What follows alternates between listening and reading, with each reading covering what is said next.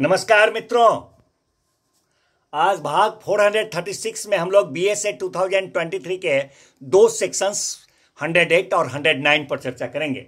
सबसे पहले देखें सेक्शन 108 बीएसए 2023 हम लोगों को क्या कहता है। Section 108 BSA 2023 says us about burden of proving that case of accused comes within exceptions, means to say ये धारा जो है वो हम लोगों को बताता है कि यह साबित करने का भार कि अभियुक्त का मामला जो है वह अपवादों के अंतर्गत आता है।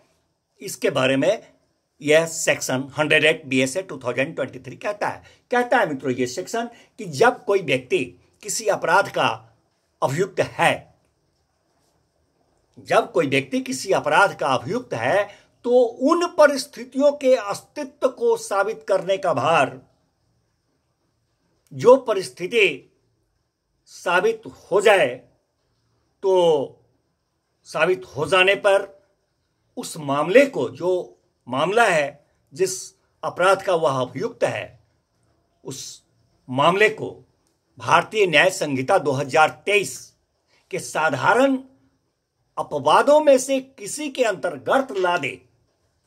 वो परिस्थितियों का अस्तित्व अगर साबित हो जाए तो, अथवा भारतीय न्याय संहिता के किसी अन्य भाग में या उस अपराध की परिभाषा करने वाली किसी विधि में अंतर्भुक्त किसी भी विशेष अपवाद या परंतु के अंतर्गत ला दे, तो वैसे परिस्थिति के अस्तित्व को साबित करने का भार वो जो अभियुक्त है जिस अपराध का, उस अभियुक्त व्यक्ति पर ही उस परिस्थिति के अस्तित्व को साबित करने का भार होता है जो उस अपराध का अभियुक्त है।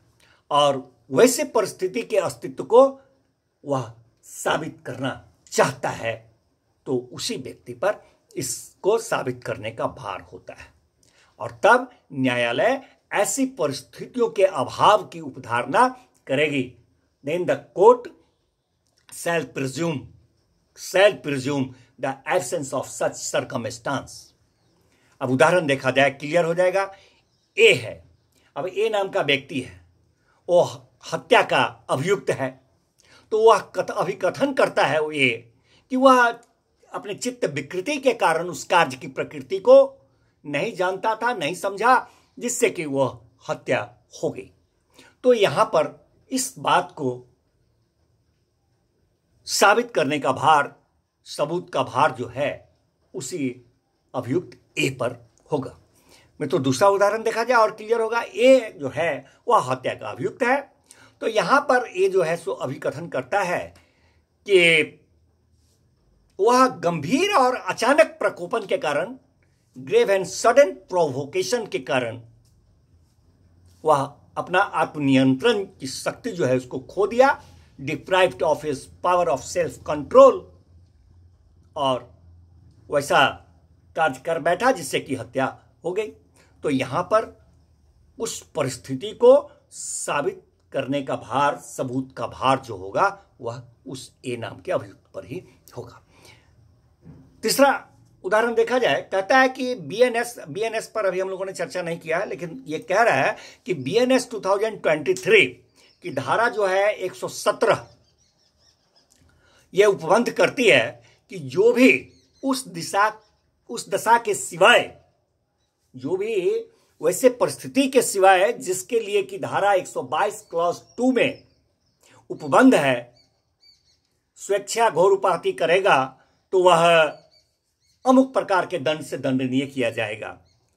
कहता है कि धारा 117 के अधीन ए नाम का व्यक्ति पर स्वेच्छा घोर उपाधि कारित करने का आरोप है।